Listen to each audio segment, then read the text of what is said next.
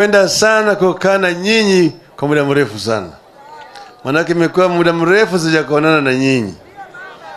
Lakini huyu rafiki yangu Kakuta alipokuja kwangu alipata kama tayari nilikuwa niko na appointment nyingine. Kijana yangu moja anaoa siku ya leo kule Kiambu. Na mimi ndio baba yake. Lakini nilimwambia Kakuta nitakuja kwako mapema alfajiri nikae na Wamasai, kisha kifika saa 6 saa 8 uniruhusu niende huku sasa. Sasa imeyoyoma. Baba, nimeomba msamaha, mnikubalie mimi niende. Mtanikubalia mimi? Lakini huyu Kakuta Mai ni kijana shupavu sana. Aliniambia mimi yeye anaandaa karamu siku ya leo ya kutoa shukrani kwa Mungu na kwa watu wa Kajiado Mashariki. Ilikuwa ni tarehe 9. Nikamwambia hiyo tarehe 9 mimi niko na shughuli nyingine lakini nitafika. Sasa mimi nataka kuchukua fursa hii kwanza kutoa shukrani kwenu wakaji wa hapa, kupiga kura kwa wingi zaidi kwa Kakuta Mai kwa chama cha ODM, na vile vile kwa kunipiga mimi kura kwa fujo kabisa. Hapa chungwa ilivika kabisa na Azimio, sio?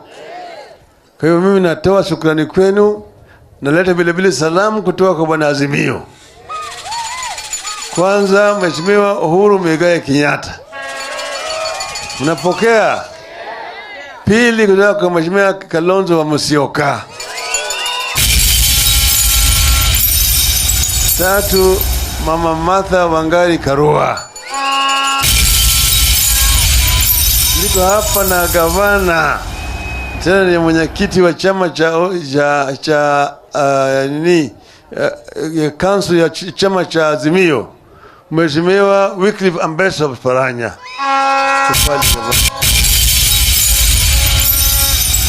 Niko vile vile na yule mkurugenzi wa bunge wetu katika bunge, anaitwa Mheshimiwa Opiyo Wandayi. Niko vile pale na senator kutoka kule Migori, anaitwa Eddie Okech.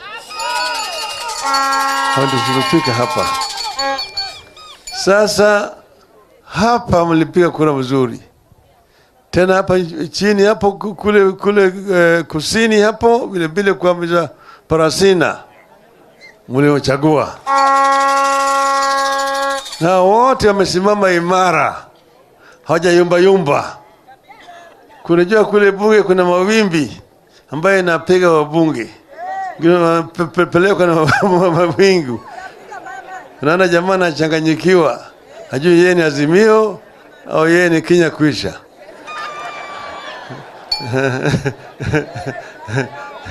Sasa jamaa, unajua sisi ndio tulikuwa na wabunge wengi zaidi.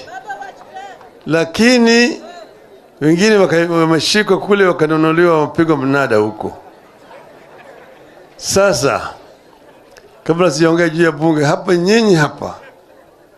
nyinyi ni watu ambao ni wafugaji, tena watu ambao wanafanya kazi kwa bidii. Masai. Kwanza hapa mlikuwa na ukame. Ukame kawa kubwa zaidi. Mifugo zikafa. Mifugo zilikufa.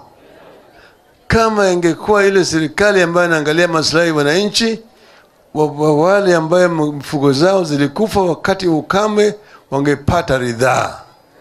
Sio wangepata ridhaa. Sisi tulisema tutaleta ile insurance ya mifugo. Ili kama mifugo zinakufa, wale wafugaji wanapata pesa kutoka kwa serikali. Lakini hao jamaa hawajafanya chochote. Hiyo ni nuksi. Si nuksi hiyo? Si nuksi sana. Walikuwa wanatoa ahadi mingi zaidi, lakini ahadi yote walikuwa hawana lengo ya kutimiza. Sasa mnaona hawa wafugaji wanahangaika. Wakati sasa mvua imekuja mzuri. Naona kama sasa nyasi iko ya kutosha. Lakini mimi nataka kuambia wakaji wa hapa ya kwamba wakati kama huu mfugo iko, lakini vile vile mjaribu vile vile kufanya kilimo kidogo. Sawa sawa? Simfanye kilimo kidogo. Ili wakati sasa kama ukame, ng'ombe zinakufa lakini chakula iko. Sasa maana nyingine ni ya kwamba nyinyi hapa mko na ardhi kubwa. Lakini nataka nyinyi hii ardhi mjue ya kwamba ardhi inaweza kwenda. Msiuze ardhi. Msiuze ovyo.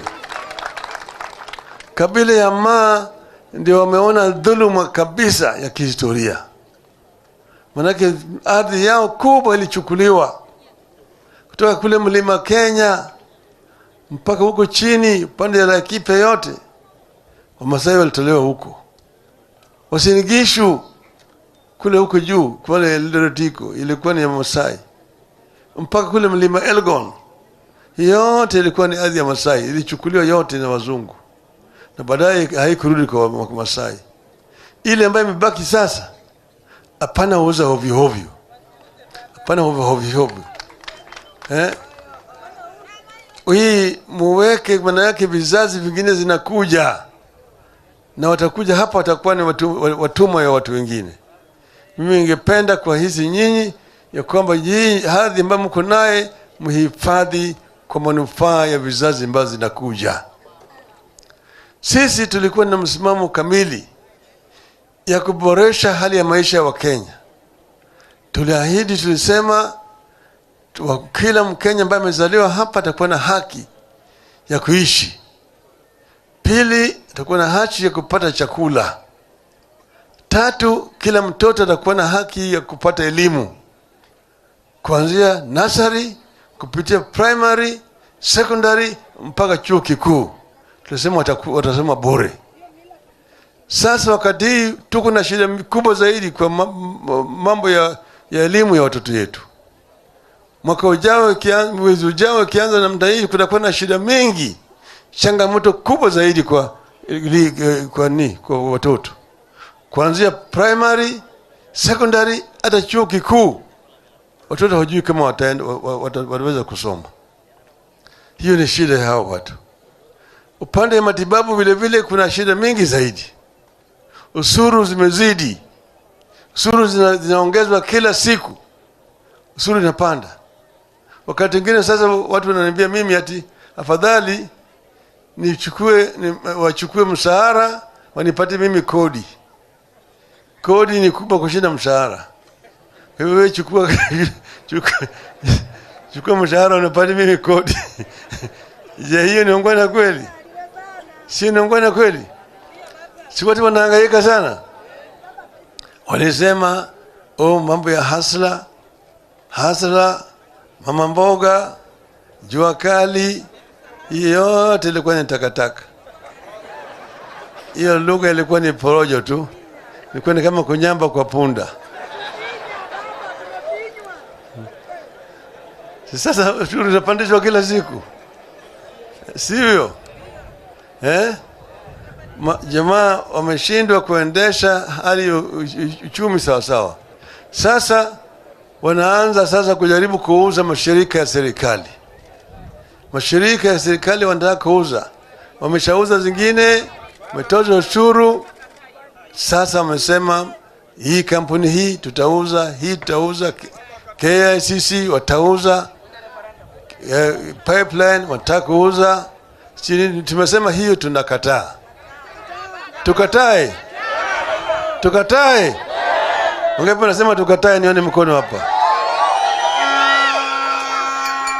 Nataka niseme hiyo sisi Wakenya wamekataa mali yao isiuzwe kwa watu binafsi, ibaki chini ya miliki ya umma. Zile ambazo zinaitwa strategic institutions kama Kenya Pipeline Corporation zisiuzwe kwa watu binafsi. Manake wale ikiuzwa kwa watu binafsi watatafuta faida na bei ya mafuta itapanda juu zaidi. Sasa tuna habari ya kwamba bei ya mafuta katika soko ya ulimwengu imerudi chini. Sasa natakana mwezi huu wapunguze bei ya mafuta na shilingi 45 kwa lita. Sio ati shilingi 5, shilingi 10 peke yake. 45 au 50 kwa lita. Manake bei ya mafuta imerudi chini kabisa katika soko ya ulimwengu. Sawa sawa. Sawa. Sasa mimi nataka nimefurahi. Nimeona vijana hapa wameweka kofia ya ODM. ODM. Sasa tumeanza harakati ya kufufusha chama cha ODM. Nataka vijana waingie ndani ya chama cha ODM. Waingie ndani. Mwaka ujao mwezi wa 4 tutafanya uchaguzi. Na mimi nitakuja hapa Kajiado mwezi ujao. Nitakuja hapa kuzindua mambo ya kusajilisha watu ndani ya chama cha ODM. Vijana na kina mama waingie ndani ya chama cha ODM. Wamama mko tayari? Mko tayari?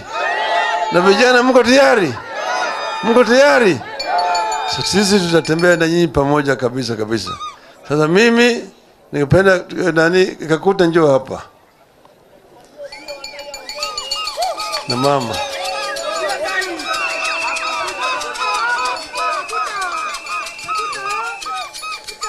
Huyu Kakuta ni mtu ambaye amesoma sana. Tena ameishi kule Marekani miaka 30. Mimi nimeenda mpaka pale ambaye yeye alisoma. Pale ambapo alikuwa anafanya kazi inaitwa Seattle. Hiyo ni Washington State. Kule magharibi ya Marekani. Lakini kule yeye alienda kutoka hapa shambani, ameenda kama mtoto wa shamba, amekaa pale na wazungu, amesoma mpaka kafuzu. Na tena sasa akapata msichana kutoka huko. Ameleta hapa. Simana ameleta mzungu hapa. Simuleta mzungu hapa kwa Manyata. Yeye amefanya. Sio ni shujaa. Tena yeye amesimama imara kwa chama cha ODM kule kwa bunge. Kule kwa bunge niambia mimi ni kama mnada ya wabunge.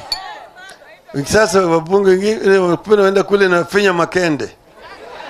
Anakuwa ni bunge kwa hanisi sasa.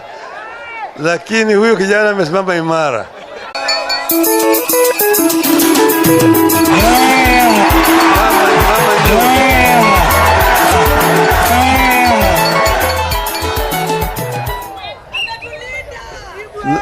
Na watoto wakuja vile.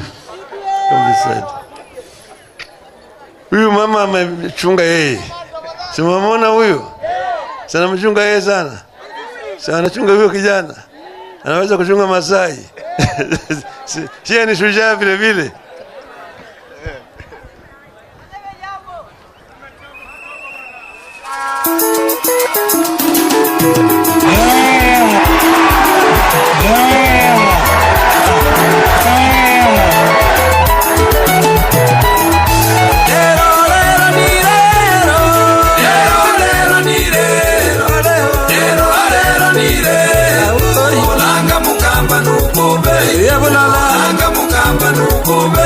Umoja wewe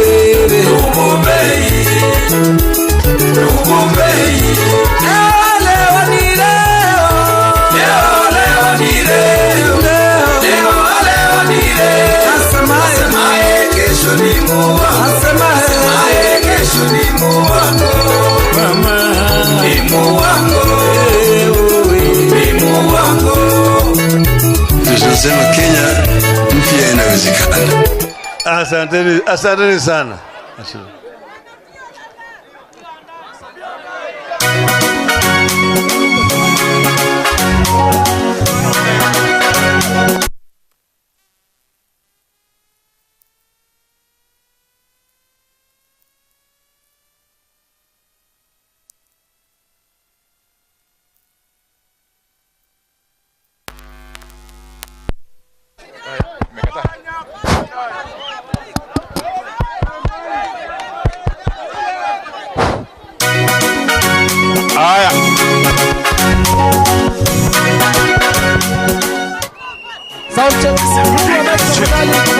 check.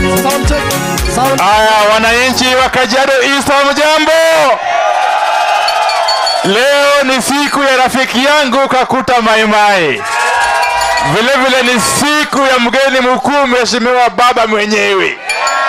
Mimi sina maneno mengi, ni salamu tu nimewaletea kutoka kwa wabunge wote wa Azimio kule bunge la taifa.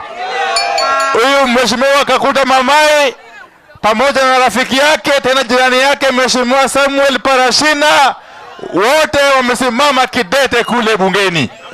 Nitataka niwaombe mwashike mkono ili tuendelee mbele ndani ya chama cha ODM. Asante sana. Huyu ndio Parashina, huyu nilikuwa nasema. Asante. Yeye vile vile amesimama imara kabisa katika bunge. Asante sana. Harambee! Iko wapi mkono ya baba? Fanya hivi kama mnaotuona jamani. Mheshimiwa Right Honorable Prime Minister, nakushukuru. Na nasema karibu Kajiado County, Kajiado East.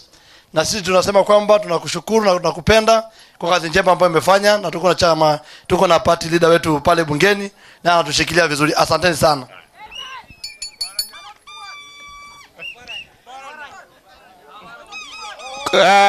Kajiado East oi. Enda suwa Walken. Mimi naitwa Eddie Okech, mimi ndio senator wa Migori County, na leo tumekuja hapa na baba kumzindikiza kwa sababu ya urafiki ambaye ako nayo na nyinyi, na pia kuwashukuru sana kwa kumpigia ndugu yetu Kakuta kura. Yeye ni shujaa kule, na vile nimefika hapa pia napenda kuwatumia salamu kutoka Migori na senators wote wa Azimio pale katika Senate. Tuko nyinyi pamoja na tunashukuru sana kwa kutukaribisha. Jamaa ametupatia nyama, karibu ametoa ile zizi yote, ametuulia. Kwa hivyo tunashukuru sana, Mungu awabariki sana. Asanteni sana. Watu wa Kajiado East, mjambo. Huyu ndio Wycliffe Ambetsa Oparanya. Unajua Ambetsa Oparanya? Ndio huyo. Mimi ndio nimekuwa gavana kule Kakamega miula miwili. Na pia mimi ndio deputy party leader wa ODM. Nimekuja hapa kuungana na wengine, kuungana na baba, kumshukuru nyinyi wote kupiga kura kwa mheshimiwa Maimai. Mheshimiwa Maimai amesema amejaribu mara pili akapoteza, lakini safari hii akawa na nafasi ya kupata, na pia alipata kwa chama chetu cha ODM. Nataka nyinyi watu wa Kajiado wote, kwa sababu gavana wenu ako hapa, nimekuwa na yeye kwa Council of Governors, mupaki kwa chama ya ODM. Baba amesema atarudi hapa, nitarudi na yeye. Nataka kule kwetu wanasema hivi, ukitaka ile samaki kubwa inaitwa mbuta, unaenda kutafuta kwa bahari. Lakini ukitaka omena ile ndogo, unaenda kwa kitimbwi. Na unajua ukipata ile kubwa, watu wengi watakula hiyo kubwa. Na ukipata omena utampa watu. Kwa hivyo nyinyi mkipaki kwa chama kikubwa, hiyo ndio mtapata kitu ambayo Wamasai wataweza kutumia na wajue kweli ni Wakenya katika nchi hii. Lakini mkianza kupakana, hiyo mtafanya nini? Ndio kwa sababu mimi tangu tuanze chama cha ODM 2005 mimi nimepaki hapo kama Mluya asili Mkenya, na nitaendelea kuwa hapo. Mungu awabariki.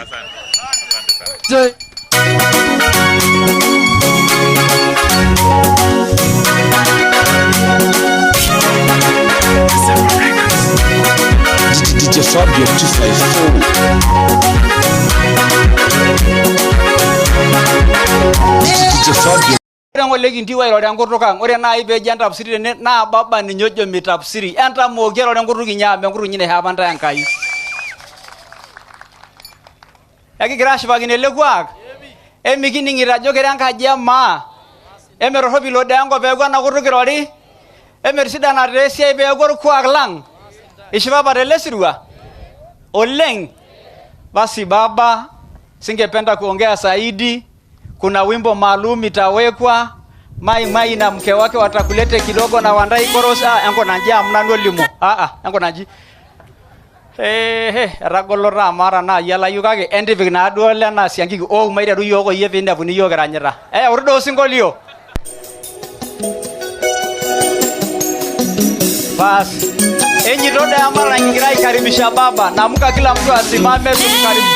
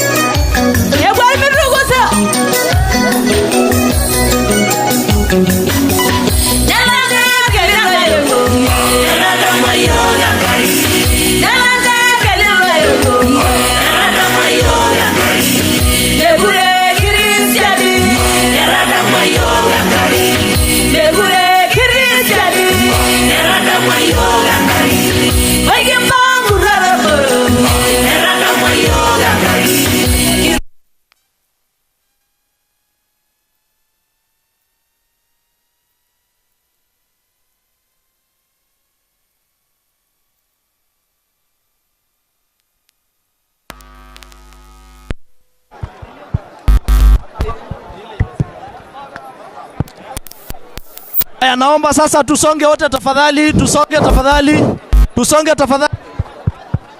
Begi ndogia hapo singolio ni shukunyenye. Mutaeka hiyo baada ya wimbo mutarudi baadaye ili tupate kuimba. Hello. Enda sababogin. Asholeng. Asanteni sana. Mimi nataka kuomba msamaha. Ningependa sana kukaa na nyinyi kwa muda mrefu sana. Manake imekuwa muda mrefu sijakuonana na nyinyi. Lakini huyu rafiki yangu Kakuta alipokuja kwangu alipata kama tayari nilikuwa niko na appointment nyingine. Kijana yangu moja anaoa siku ya leo kule Kiambu. Na mimi ndio baba yake. Lakini nilimwambia Kakuta nitakuja kwako mapema alfajiri nikae na Wamasai kisha kifika saa 6 saa 8 uniruhusu niende huku sasa. Sasa imeyoyoma. Baba nimeomba msamaha, mnikubalie mimi niende. Mtanikubalia mimi? Lakini huyu Kakuta Mai ni kijana shupavu sana. Aliniambia mimi yeye anaandaa karamu siku ya leo ya kutoa shukrani kwa Mungu na kwa watu wa Kajiado Mashariki. Ilikuwa ni tarehe 9. Nikamwambia hiyo tarehe 9 mimi niko na shughuli nyingine lakini nitafika. Sasa mimi nataka kuchukua fursa hii kwanza kutoa shukrani kwenu wakaji wa hapa.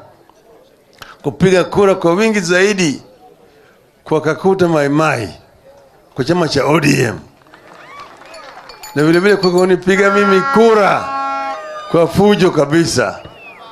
hapa chungwa ilewika kabisa na Azimio, sio? Kwa hiyo mimi natoa shukrani kwenu, naleta vile vile salamu kutoka kwa bwana Azimio. Kwanza Mheshimiwa Uhuru Muigai Kenyatta, mnapokea. Pili kutoka kwa Mheshimiwa Kalonzo Musyoka. Tatu Mama Martha Wangari Karua. Niko hapa na gavana tena ni mwenyekiti wa chama council ya chama cha Azimio, Mheshimiwa Wycliffe Ambassador Paranya.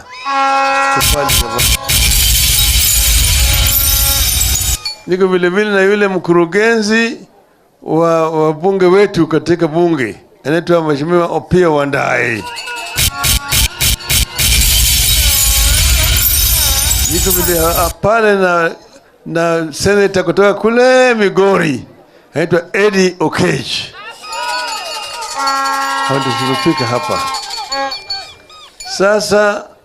Hapa mlipiga kura mzuri. Tena hapa chini hapo kule kusini hapo vile vile kwa Parasina mliochagua, na wote wamesimama imara, hawajayumba yumba. Kunajua kule bunge kuna mawimbi ambayo inapiga wabunge, pelekwa na mawingu. Unaona jamaa anachanganyikiwa, hajui yeye ni Azimio au yeye ni Kenya Kwisha.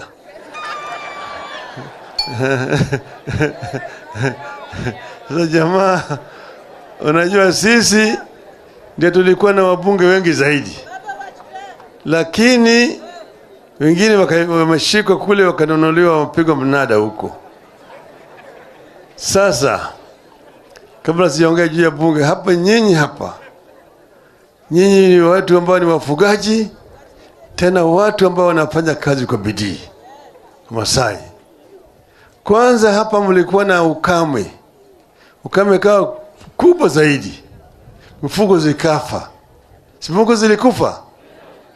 Kama ingekuwa ile serikali ambayo inaangalia maslahi ya wananchi, wale ambaye mifugo zao zilikufa wakati ukame, wangepata ridhaa. Sio wangepata ridhaa. Sisi tulisema tutaleta ile insurance ya mifugo, ili kama mifugo zinakufa wale wafugaji wanapata pesa kutoka kwa serikali. Lakini hao jamaa hawajafanya chochote. Hiyo ni nuksi. Si ni nuksi hiyo? Si nuksi sana. Walikuwa wanatoa ahadi mingi zaidi, lakini ahadi yote walikuwa hawana lengo ya kutimiza. Sasa mnaona hawa wafugaji wanahangaika, wakati sasa mvua imekuja mzuri. Naona kama sasa nyasi iko ya kutosha. Lakini mimi nataka kuambia wakaji wa hapa ya kwamba wakati kama huu mfugo iko, lakini vile vile mjaribu vile vile kufanya kilimo kidogo. Sawa sawa? Sifanye kilimo kidogo. Ili wakati sasa kama ukame, ng'ombe zinakufa lakini chakula iko. Sasa maana nyingine ni ya kwamba nyinyi hapa mko na ardhi kubwa, lakini nataka nyinyi hii ardhi mjue ya kwamba ardhi inaweza kwenda. Msiuze ardhi, msiuze ovyo. Kabila ya Maa ndio wameona dhuluma kabisa ya kihistoria. Manake ardhi yao kubwa ilichukuliwa kutoka kule mlima Kenya mpaka huko chini pande ya Laikipia yote. Wamasai walitolewa huko. Uasin Gishu kule huko juu kule Eldoretiko ilikuwa ni ya Masai. Mpaka kule mlima Elgon yote ilikuwa ni ardhi ya Masai, ilichukuliwa yote na wazungu. Na baadaye haikurudi kwa Masai. Ile ambayo imebaki sasa, hapana uza ovyo. Hapana ovyo. Hii muweke, maana yake vizazi vingine zinakuja. Na watakuja hapa watakuwa ni watumwa ya watu wengine. Mimi ningependa kwa hizi nyinyi ya kwamba hii ardhi ambayo mko naye mhifadhi kwa manufaa ya vizazi ambazo zinakuja.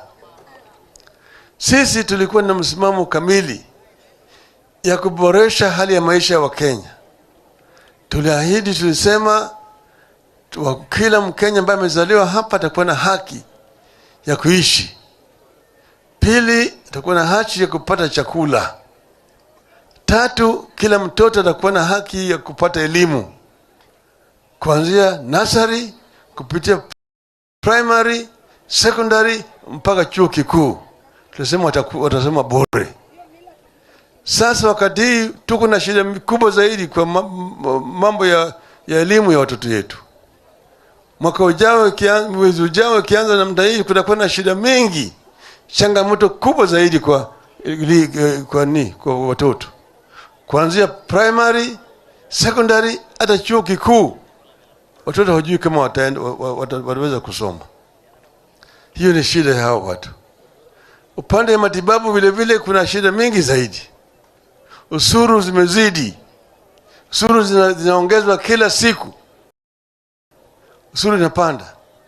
Wakati mwingine sasa watu wananiambia mimi ati afadhali wachukue mshahara wanipate mimi kodi.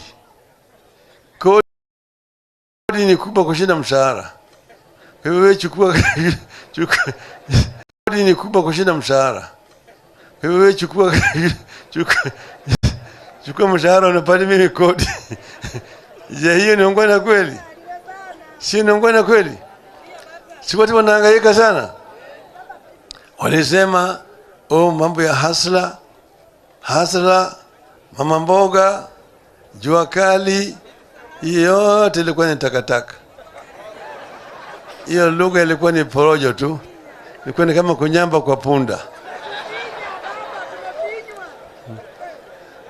Sasa ushuru unapandishwa kila siku. Sivyo?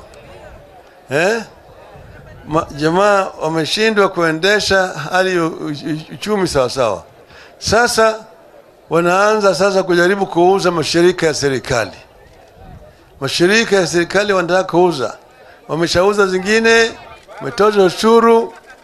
Sasa wamesema hii kampuni hii tutauza, KICC watauza, pipeline wataka kuuza. Tumesema hiyo tunakataa. Tukatae. Ungepo nasema tukatae, nione mkono hapa. Nataka niseme hiyo, sisi Wakenya wamekataa mali yao isiuzwe kwa watu binafsi, ibaki chini ya miliki ya umma. Zile ambazo zinaitwa strategic institutions kama Kenya Pipeline Corporation zisiuzwe kwa watu binafsi. Manake wale ikiuzwa kwa watu binafsi watatafuta faida na bei ya mafuta itapanda juu zaidi. Sasa tuna habari ya kwamba bei ya mafuta katika soko ya ulimwengu imerudi chini. Sasa natakana mwezi huu wapunguze bei ya mafuta na shilingi 45 kwa lita. Sio ati shilingi 5, shilingi 10 peke yake. 45 au 50 kwa lita. Manake bei ya mafuta imerudi chini kabisa katika soko ya ulimwengu. Sawa. Sasa mimi nataka nimefurahi. Nimeona vijana hapa wameweka kofia ya ODM. Sasa tumeanza harakati ya kufufusha chama cha ODM. Nataka vijana waingie ndani ya chama cha ODM. Waingie ndani. Mwaka ujao mwezi wa 4 tutafanya uchaguzi. Na mimi nitakuja hapa Kajiado mwezi ujao. Nitakuja hapa kuzindua mambo ya kusajilisha watu ndani ya chama cha ODM. Vijana na kina mama waingie ndani ya chama cha ODM. Mama, mko tayari? Na vijana mko tayari? Sisi tutatembea na nyinyi pamoja kabisa. Sasa mimi ningependa Kakuta njoo hapa. na mama.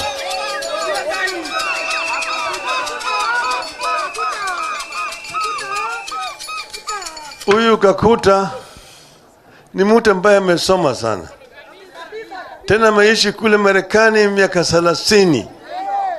Mimi nimeenda mpaka pale ambaye yeye alisoma, pale ambaye alikuwa anafanya kazi inaitwa Seattle. Hiyo ni Washington State, kule magharibi ya Marekani. Lakini kule yeye alienda kutoka hapa shambani, ameenda kama mtoto wa shamba, amekaa pale na wazungu, amesoma mpaka kafuzu. Na tena sasa akapata msichana kutoka huko, ameleta hapa. Simana ameleta mzungu hapa. Simana mzungu hapa kwa Manyata. Yeye amefanya, sio ni shujaa. Sio ni shujaa. Tena yeye amesimama imara kwa chama cha ODM kule kwa bunge. Kule kwa bunge niambia mimi ni kama mnada ya wabunge.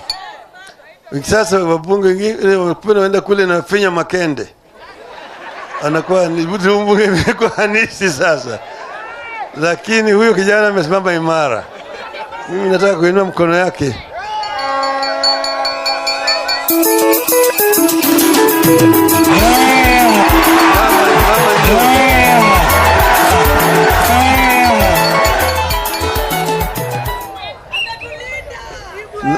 Na watoto wakuja vilevile. Huyu mama amechunga yeye. Simamona huyu. Sana mchunga yeye sana. Sana anachunga huyo kijana. Anaweza kuchunga Masai. Yeye ni shujaa vile vile.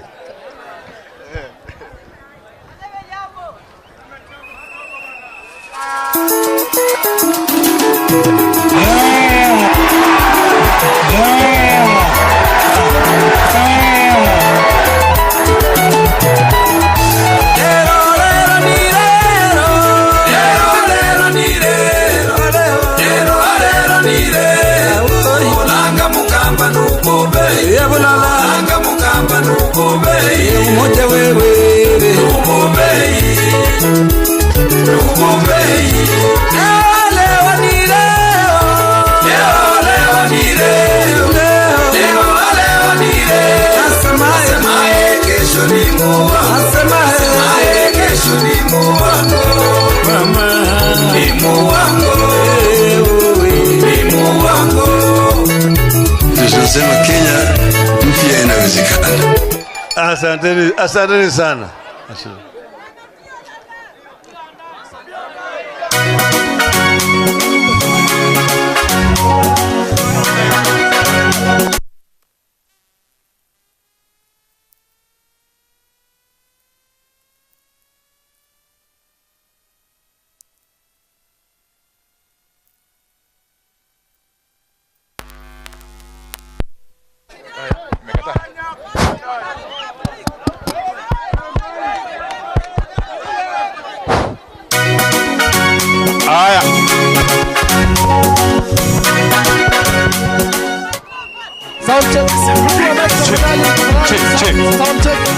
Aya, wananchi wa Kajiado East, hamjambo? Leo ni siku ya rafiki yangu Kakuta Maimai. Vile vile ni siku ya mgeni mkuu mheshimiwa baba mwenyewe. Mimi sina maneno mengi, ni salamu tu nimewaletea kutoka kwa wabunge wote wa Azimio kule bunge la taifa. Huyu mheshimiwa Kakuta Maimai pamoja na rafiki yake tena jirani yake mheshimiwa Samuel Parashina, wote wamesimama kidete kule bungeni. Nitataka niwaombe mwashike mkono ili tuendelee mbele ndani ya chama cha ODM. Asante sana. Huyu ndio Parashina, huyu nilikuwa nasema. Asante. Yeye vile vile amesimama imara kabisa katika bunge. Asante sana. Arambe! Iko wapi mkono ya baba? Fanya hivi kama mnaotuona jamani. Mheshimiwa Right Honorable Prime Minister, nakushukuru.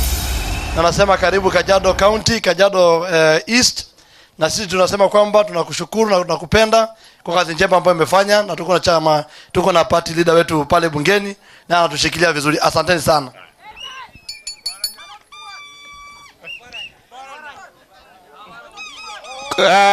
Kajiado East oi.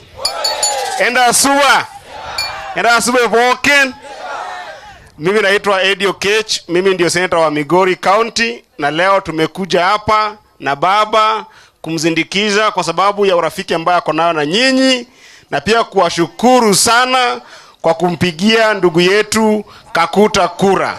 Yeye ni shujaa kule, na vile nimefika hapa pia napenda kuwatumia salamu kutoka Migori na senators wote wa Azimio pale katika Senate. Tuko nyinyi pamoja na tunashukuru sana kwa kutukaribisha. Jamaa ametupatia nyama, karibu ametoa ile zizi yote, ametuulia. Kwa hivyo tunashukuru sana, Mungu awabariki sana. Asanteni sana. Watu wa Kajiado Isa, mjambo. Huyu ndio Wycliffe Ambetsa Oparanya. Unajua Ambetsa Oparanya? Ndio huyo. Mimi ndio nimekuwa gavana kule Kakamega miula miwili, na pia mimi ndio deputy party leader wa ODM. Nimekuja hapa kuungana na wengine, kuungana na baba, kumshukuru nyinyi wote kupiga kura kwa mheshimiwa Maimai. Mheshimiwa Maimai amesema amejaribu mara pili akapoteza, lakini safari hii akawa na nafasi ya kupata, na pia alipata kwa chama chetu cha ODM. Nataka nyinyi watu wa Kajiado wote, kwa sababu gavana wenu ako hapa, nimekuwa na yeye kwa Council of Governors, mupaki kwa chama ya ODM. Baba amesema atarudi hapa, nitarudi na yeye. Nataka kule kwetu wanasema hivi, ukitaka ile samaki kubwa inaitwa mbuta, unaenda kutafuta kwa bahari. Lakini ukitaka omena ile ndogo, unaenda kwa kitimbwi. Na unajua ukipata ile kubwa, watu wengi watakula hiyo kubwa. Na ukipata omena utampa watu. Kwa hivyo nyinyi mkipaki kwa chama kikubwa, hiyo ndio mtapata kitu ambayo Wamasai wataweza kutumia na wajue kweli na Wakenya katika nchi hii. Lakini mkianza kupakana, hiyo mtafanya nini? Ndio kwa sababu mimi tangu tuanze chama cha ODM 2005 mimi nimepaki hapo kama Mluya asili Mkenya, na nitaendelea kuwa hapo. Mungu awabariki.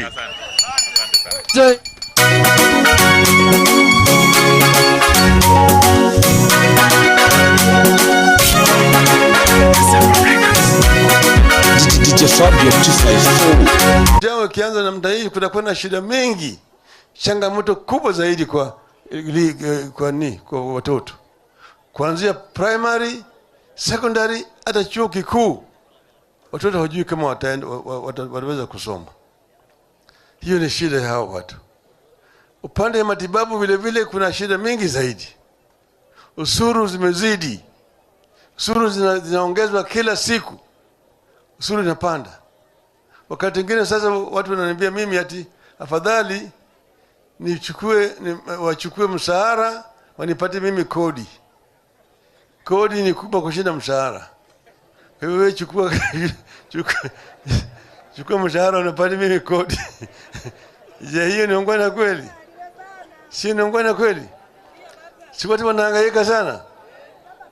Walisema mambo ya hasla, mama mboga, jua kali, yote ilikuwa ni takataka. Hiyo lugha ilikuwa ni porojo tu. Ilikuwa ni kama kunyamba kwa punda. Sasa ushuru unapandishwa kila siku, sivyo? Jamaa wameshindwa kuendesha hali uchumi sawa sawa. Sasa wanaanza kujaribu kuuza mashirika ya serikali. Mashirika ya serikali wanataka kuuza. Wameshauza zingine, wametoza ushuru. Sasa wamesema hii kampuni hii tutauza, hii tutauza, KICC watauza, pipeline wataka kuuza. Tumesema hiyo tunakataa. Tukatae. Tukatae. Ungepo nasema tukatae, nione mkono hapa. Nataka niseme hiyo, sisi Wakenya wamekataa mali yao isiuzwe kwa watu binafsi, ibaki chini ya miliki ya umma. Zile ambazo zinaitwa strategic institutions kama Kenya Pipeline Corporation zisiuzwe kwa watu binafsi. Manake wale ikiuzwa kwa watu binafsi watatafuta faida na bei ya mafuta itapanda juu zaidi. Sasa tuna habari ya kwamba bei ya mafuta katika soko ya ulimwengu imerudi chini. Sasa natakana mwezi huu wapunguze bei ya mafuta na shilingi 45 kwa lita. Sio ati shilingi 5, shilingi 10 peke yake. 45 au 50 kwa lita. Manake bei ya mafuta imerudi chini kabisa katika soko ya ulimwengu. Sawa sawa. Sawa. So mimi nataka nimefurahi. Nimeona vijana hapa wameweka kofia ya ODM. ODM. Sasa tumeanza harakati ya kufufusha chama cha ODM. Nataka vijana waingie ndani ya chama cha ODM. Waingie ndani. Mwaka ujao mwezi wa 4 tutafanya uchaguzi. Na mimi nitakuja hapa Kajiado mwezi ujao. Nitakuja hapa kuzindua mambo ya kusajilisha watu ndani ya chama cha ODM. Vijana na kina mama waingie ndani ya chama cha ODM. Mama, mko tayari? Mko tayari? Na vijana mko tayari? Mko tayari? Sisi tutatembea na nyinyi pamoja kabisa.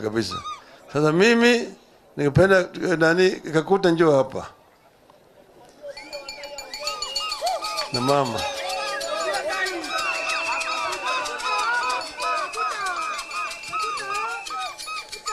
Huyu Kakuta ni mtu ambaye amesoma sana. Tena ameishi kule Marekani miaka 30. Mimi nimeenda mpaka pale ambaye yeye alisoma. Pale ambapo alikuwa anafanya kazi inaitwa Seattle. Hiyo ni Washington State.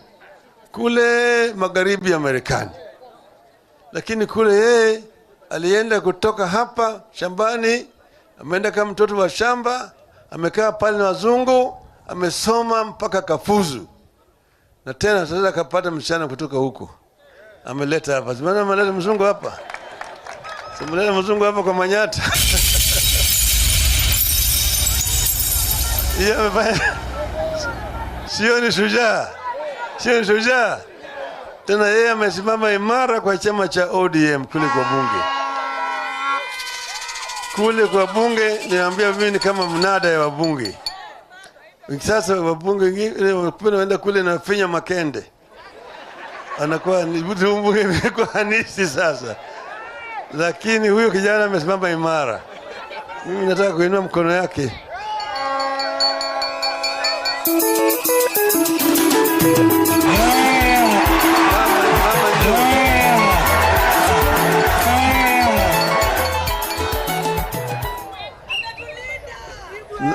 Na watoto wakuja vile. Huyu mama amechunga yeye. Simamona huyu. Sana mchunga yeye sana. Sana chunga huyo kijana. Anaweza kuchunga Masai. Shia ni shujaa vile.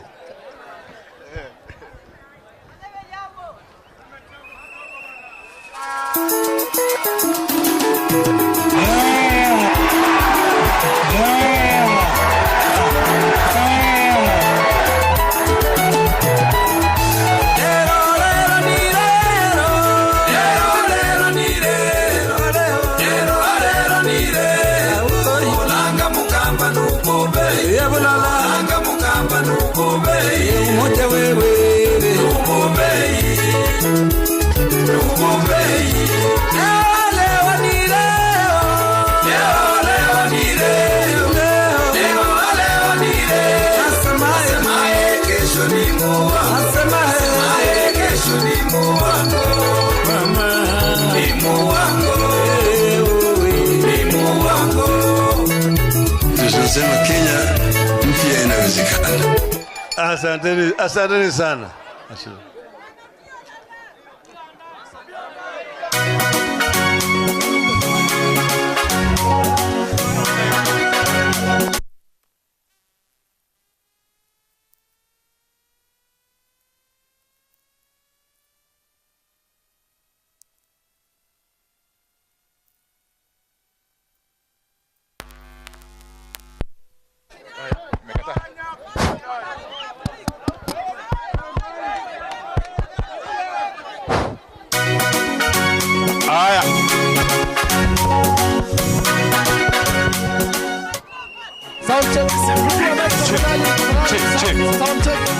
Aya, wananchi wa Kajiado East, hamjambo?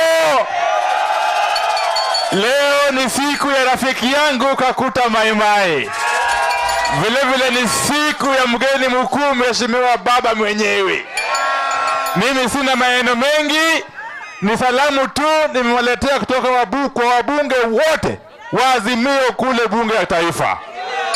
Huyu mheshimiwa Kakuta Maimai pamoja na rafiki yake tena jirani yake mheshimiwa Samuel Parashina, wote wamesimama kidete kule bungeni. Mtataka niwaombe mwashike mkono ili tuendelee mbele ndani ya chama cha ODM. Asante sana. Huyu ndio Parashina, huyu nilikuwa nasema. Asante. Vile vile amesimama imara kabisa katika bunge. Asante sana. Harambee! Iko wapi mkono ya baba? Fanya hivi kama mnaotuona jamani. Mheshimiwa Right Honorable Prime Minister, nakushukuru. Na nasema karibu Kajiado County, Kajiado East. Na sisi tunasema kwamba tunakushukuru na tunakupenda kwa kazi njema ambayo umefanya, na tuko na chama, tuko na party leader wetu pale bungeni na anatushikilia vizuri. Asanteni sana.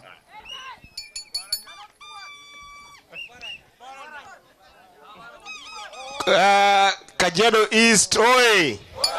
Enda asuba poken. Mimi naitwa Edio Kech, mimi ndio senator wa Migori County, na leo tumekuja hapa na baba kumzindikiza kwa sababu ya urafiki ambaye ako nayo na nyinyi, na pia kuwashukuru sana kwa kumpigia ndugu yetu Kakuta kura. Yeye ni shujaa kule, na vile nimefika hapa pia napenda kuwatumia salamu kutoka Migori na senators wote wa Azimio pale katika Senate. Tuko nyinyi pamoja na tunashukuru sana kwa kutukaribisha. Jamaa ametupatia nyama, karibu ametoa ile zizi yote, ametuulia. Kwa hivyo tunashukuru sana, Mungu awabariki sana. Asanteni sana. Watu wa Kajiado East, mjambo. Huyu ndio Wycliffe Ambetsa Oparanya. Unajua Ambetsa Oparanya? Ndio huyo. Mimi ndio nimekuwa gavana kule Kakamega miula miwili. Na pia mimi ndio deputy party leader wa ODM. Nimekuja hapa kuungana na wengine, kuungana na baba, kumshukuru nyinyi wote kupika kura kwa mheshimiwa Maimai. Mheshimiwa Maimai amesema amejaribu mara pili akapoteza, lakini safari hii akawa na nafasi ya kupata, na pia alipata kwa chama chetu cha ODM. Nataka nyinyi watu wa Kajiado wote, kwa sababu gavana wenu ako hapa, nimekuwa na yeye kwa Council of Governors, mupaki kwa chama ya ODM. Baba amesema atarudi hapa, nitarudi na yeye. Nataka kule kwetu wanasema hivi, ukitaka ile samaki kubwa inaitwa mbuta, unaenda kutafuta kwa bahari. Lakini ukitaka omena ile ndogo, unaenda kwa kitimbwi. Na unajua ukipata ile kubwa, watu wengi watakula hiyo kubwa. Na ukipata omena utampa watu. Kwa hivyo nyinyi mkipaki kwa chama kikubwa, hiyo ndio mtapata kitu ambayo Wamasai weza kutumia na wajue kweli na Wakenya katika nchi hii. Lakini mkianza kupakana, hiyo mtafanya nini? Ndio kwa sababu mimi tangu tuanze chama cha ODM 2005 mimi nimepaki hapo kama Mluya asili Mkenya, na nitaendelea kuwa hapo. Mungu awabariki.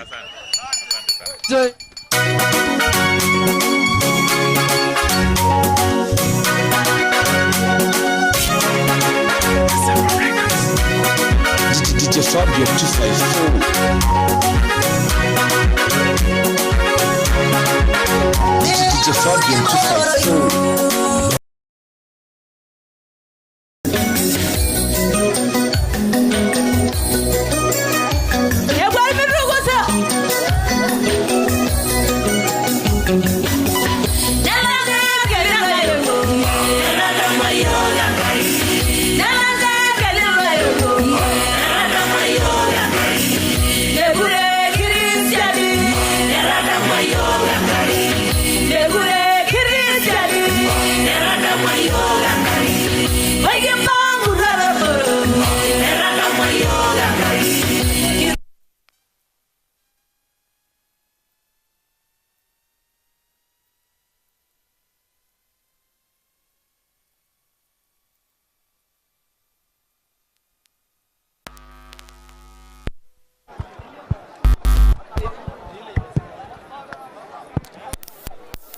Naomba sasa tusonge wote tafadhali, tusonge tafadhali.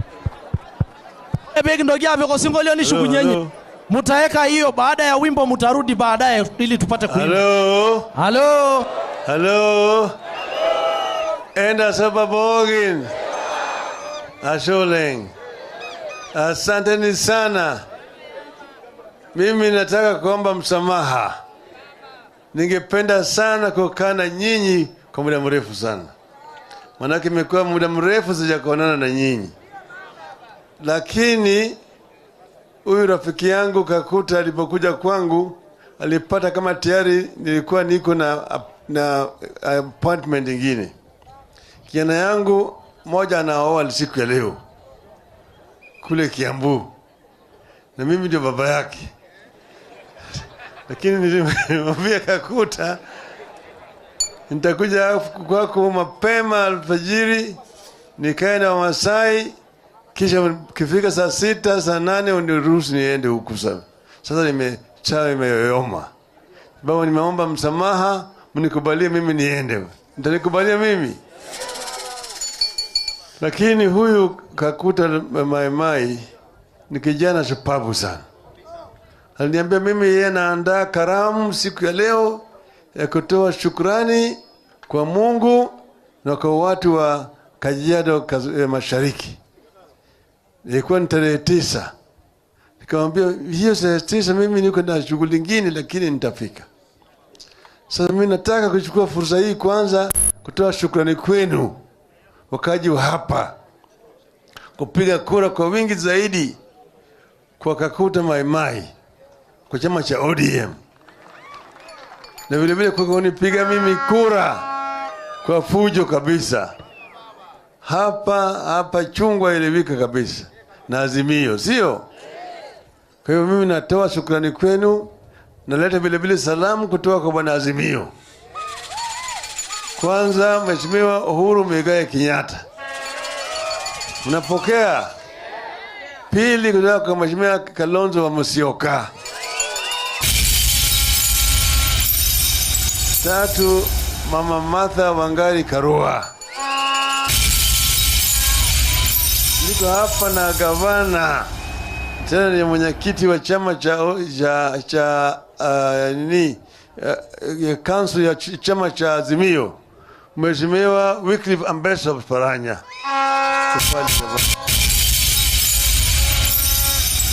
Niko vile vile na yule mkurugenzi wa bunge wetu katika bunge, anaitwa Mheshimiwa Opiyo Wandayi.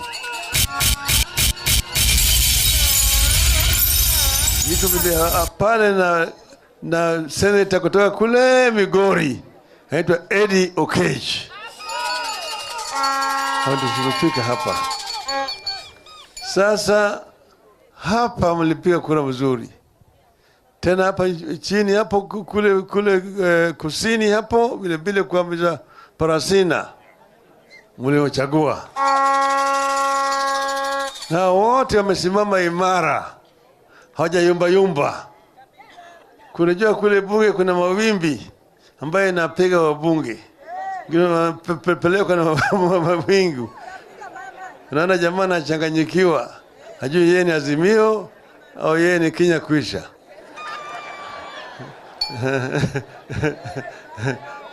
Sasa jamaa, unajua sisi ndio tulikuwa na wabunge wengi zaidi, lakini wengine wameshikwa kule wakanunuliwa wapigwa mnada huko. Sasa kabla sijaongea juu ya bunge hapa, nyinyi ni watu ambao ni wafugaji, tena watu ambao wanafanya kazi kwa bidii. Masai, kwanza hapa mlikuwa na ukame kawa kubwa zaidi, mifugo zikafa. Mifugo zilikufa. Kama ingekuwa ile serikali ambayo inaangalia maslahi ya wananchi, wale ambao mifugo zao zilikufa wakati ukame wangepata ridhaa. Si wangepata ridhaa? Sisi tulisema tutaleta ile insurance ya mifugo, ili kama mifugo zinakufa wale wafugaji wanapata pesa kutoka kwa serikali. Lakini hao jamaa hawajafanya chochote. Hiyo ni nuksi. Si ni nuksi hiyo? Si nuksi sana. Walikuwa wanatoa ahadi mingi zaidi, lakini ahadi yote walikuwa hawana lengo ya kutimiza. Sasa mnaona hawa wafugaji wanahangaika, wakati sasa mvua imekuja mzuri. Naona kama sasa nyasi iko ya kutosha. Lakini mimi nataka kuambia wakaji wa hapa ya kwamba wakati kama huu mfugo iko, lakini vile vile mjaribu vile vile kufanya kilimo kidogo. Sawa sawa? Simfanye kilimo kidogo. Ili wakati sasa kama ukame, ng'ombe zinakufa lakini chakula iko. Sasa maana nyingine ni ya kwamba nyinyi hapa mko na ardhi kubwa, lakini nataka nyinyi hii ardhi mjue ya kwamba ardhi inaweza kwenda. Msiuze ardhi, msiuze ovyo. Kabila ya Maa ndio wameona dhuluma kabisa ya kihistoria. Manake ardhi yao kubwa ilichukuliwa kutoka kule mlima Kenya mpaka huko chini pande ya Laikipia yote. Wamasai walitolewa huko. Uasin Gishu kule huko juu kule Eldoretiko ilikuwa ni ya Masai. Mpaka kule mlima Elgon yote ilikuwa ni ardhi ya Masai, ilichukuliwa yote na wazungu. Na baadaye haikurudi kwa Masai. Ile ambayo imebaki sasa, hapana uza ovyo. Hapana ovyo. Hii muweke, maana yake vizazi vingine zinakuja. Na watakuja hapa watakuwa ni watumwa ya watu wengine. Mimi ningependa kwa hizi nyinyi ya kwamba hii ardhi ambayo mko naye mhifadhi kwa manufaa ya vizazi ambazo zinakuja. Sisi tulikuwa na msimamo kamili ya kuboresha hali ya maisha ya Wakenya. Tuliahidi, tulisema kila Mkenya ambaye amezaliwa hapa atakuwa na haki ya kuishi. Pili, atakuwa na haki ya kupata chakula. Tatu, kila mtoto atakuwa na haki ya kupata elimu, kuanzia nursery kupitia primary, secondary mpaka chuo kikuu. Tulisema watasema bure. Sasa wakati hii tuko na shida kubwa zaidi kwa mambo ya elimu ya watoto wetu. Mwaka ujao, mwezi ujao kianza namna hii, kutakuwa na shida mingi, changamoto kubwa zaidi kwa watoto. Kuanzia primary, secondary hata chuo kikuu. Watoto hawajui kama wataweza kusoma. Hiyo ni shida ya hao watu. Upande wa matibabu vile vile kuna shida mingi zaidi. Ushuru zimezidi. Ushuru zinaongezwa kila siku. ushuru inapanda. Wakati mwingine sasa watu wananiambia mimi ati afadhali wachukue mshahara wanipatie mimi kodi. Kodi ni kubwa kushinda mshahara. Wewe chukua mshahara unapata mimi kodi. Je, hiyo ni ungwana kweli? Si ni ungwana kweli? Si watu wanahangaika sana. Walisema mambo ya hasla, mama mboga, jua kali, yote ilikuwa ni takataka. Hiyo lugha ilikuwa ni porojo tu. Ilikuwa ni kama kunyamba kwa punda. Sasa ushuru unapandishwa kila siku. Sivyo? Jamaa wameshindwa kuendesha hali uchumi sawa sawa. Sasa wanaanza sasa kujaribu kuuza mashirika ya serikali. Mashirika ya serikali wanataka kuuza. Wameshauza zingine, wametoza ushuru. Sasa wamesema hii kampuni hii tutauza, KICC watauza, pipeline wataka kuuza. Tumesema hiyo tunakataa. Tukatae. Ungepo nasema tukatae, nione mkono hapa. Nataka niseme hiyo sisi Wakenya wamekataa, mali yao isiuzwe kwa watu binafsi, ibaki chini ya miliki ya umma. Zile ambazo zinaitwa strategic institutions kama Kenya Pipeline Corporation zisiuzwe kwa watu binafsi. Manake wale ikiuzwa kwa watu binafsi watatafuta faida na bei ya mafuta itapanda juu zaidi. Sasa tuna habari ya kwamba bei ya mafuta katika soko ya ulimwengu imerudi chini. Sasa natakana mwezi huu wapunguze bei ya mafuta na shilingi 45 kwa lita. Sio ati shilingi 5, shilingi 10 peke yake. 45 au 50 kwa lita. Manake bei ya mafuta imerudi chini kabisa katika soko ya ulimwengu. Sawa. So mimi nataka nimefurahi. Nimeona vijana hapa wameweka kofia ya ODM. Sasa tumeanza harakati ya kufufusha chama cha ODM. Nataka vijana waingie ndani ya chama cha ODM. Waingie ndani. Mwaka ujao mwezi wa 4 tutafanya uchaguzi. Na mimi nitakuja hapa Kajiado mwezi ujao. Nitakuja hapa kuzindua mambo ya kusajilisha watu ndani ya chama cha ODM. Vijana na kina mama waingie ndani ya chama cha ODM. Mama, mko tayari? Na vijana mko tayari? Sisi tutatembea na nyinyi pamoja kabisa. Sasa mimi ningependa Kakuta njoo hapa. Na mama.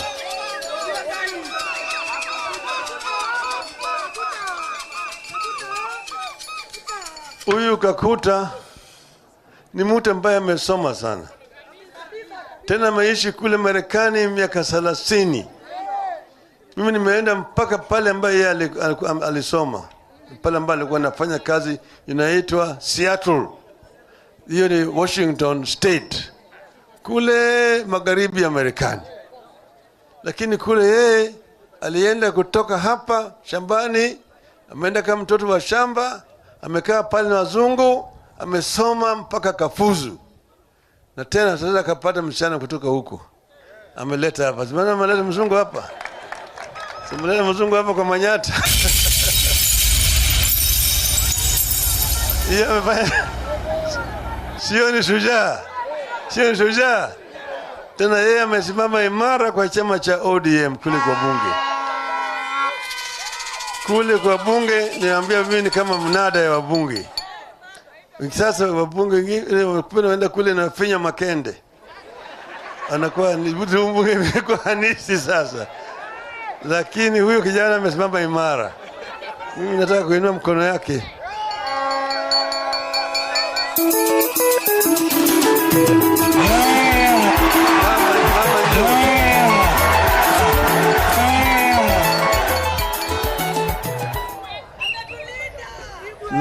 Na watoto wakuja vile vile. Huyu mama amechunga yeye. Simamona huyu. Sana mchunga yeye sana. Sana anachunga huyo kijana. Anaweza kuchunga Masai. Shia ni shujaa vile vile.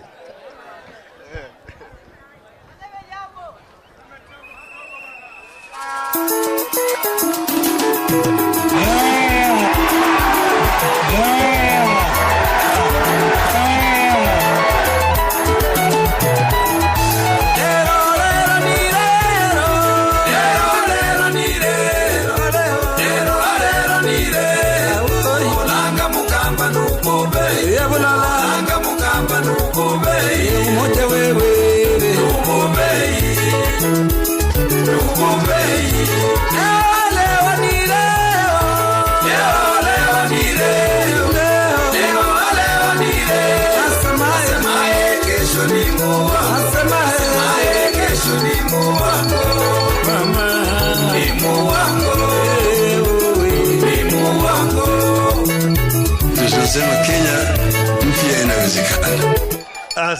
Asanteni sana.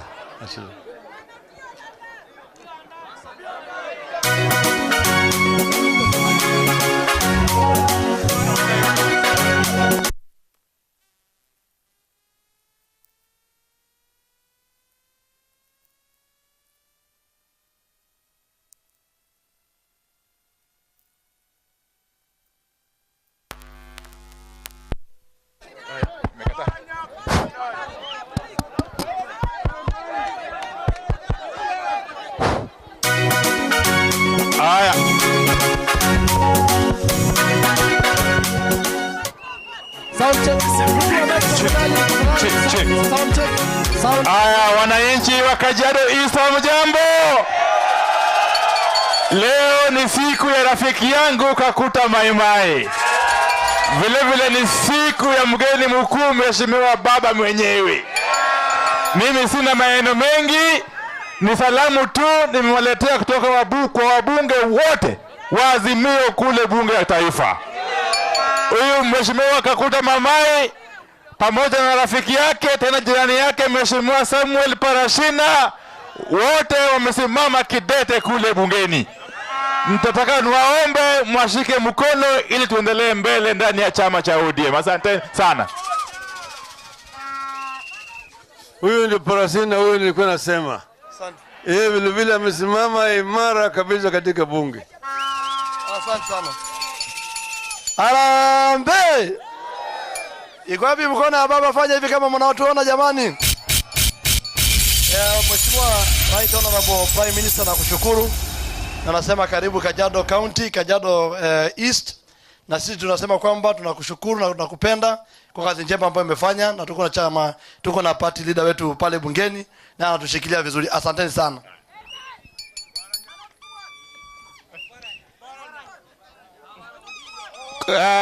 Kajiado East oi. Enda asuba poken.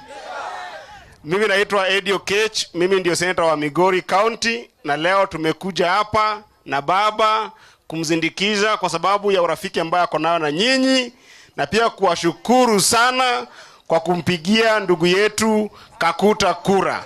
Yeye ni shujaa kule, na vile nimefika hapa pia napenda kuwatumia salamu kutoka Migori na senators wote wa Azimio pale katika Senate. Tuko nyinyi pamoja na tunashukuru sana kwa kutukaribisha. Jamaa ametupatia nyama, karibu ametoa ile zizi yote, ametuulia. Kwa hivyo tunashukuru sana, Mungu awabariki sana. Asanteni sana. Watu wa Kajiado East, mjambo. Huyu ndio Wycliffe Ambetsa Oparanya. Unajua Ambetsa Oparanya? Ndio huyo. Mimi ndio nimekuwa gavana kule Kakamega mihula miwili. Na pia mimi ndio deputy party leader wa ODM. Nimekuja hapa kuungana na wengine, kuungana na baba kumshukuru nyinyi wote kupiga kura kwa Mheshimiwa Mai Mai. Mheshimiwa Mai Mai amesema amejaribu mara pili akapoteza, lakini safari hii akawa na nafasi ya kupata, na pia alipata kwa chama chetu cha ODM. Nataka nyinyi watu wa Kajiado wote, kwa sababu gavana wenu ako hapa, nimekuwa na yeye kwa Council of Governors, mupaki kwa chama ya ODM. Baba amesema atarudi hapa, nitarudi na yeye. Nataka kule kwetu wanasema hivi, ukitaka ile samaki kubwa inaitwa mbuta, unaenda kutafuta kwa bahari. Lakini ukitaka omena ile ndogo, unaenda kwa kitimbwi. Na unajua ukipata ile kubwa, watu wengi watakula hiyo kubwa. Na ukipata omena utampa watu. Kwa hivyo nyinyi mkipaki kwa chama kikubwa, hiyo ndio mtapata kitu ambayo Wamasai wataweza kutumia na wajue kweli na Wakenya katika nchi hii. Lakini mkianza kupakana, hiyo mtafanya nini? Ndio kwa sababu mimi tangu tuanze chama cha ODM 2005 mimi nimepaki hapo kama Mluya asili Mkenya, na nitaendelea kuwa hapo. Mungu awabariki.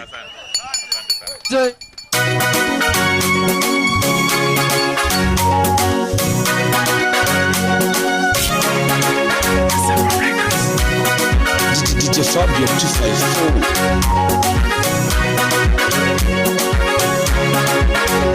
DJ Fabian 254.